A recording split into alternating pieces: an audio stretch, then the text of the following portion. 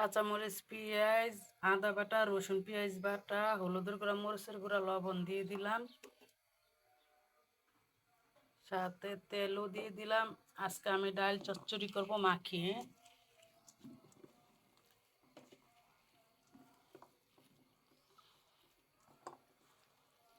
বাস আমার মাখানো হয়ে গেছে। এখন আমি পানি দিয়ে দিব। ডাল চচ্চড়ি করবো তো তাই অল্প একটু পানি দিলাম। অতটুক পানির ভিতরেই ডালটা সিদ্ধ হয়ে যাবে।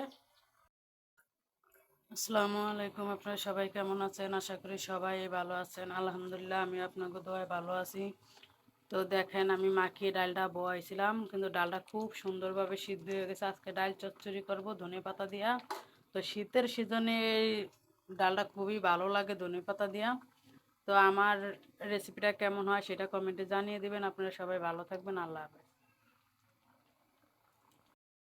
বাস আমার ডাল চচ্চড়িটা হয়ে গেছে, এখন আমি নামিয়ে নিব। আপনারা সবাই ভালো থাকবেন। আল্লাহ হাফেজ।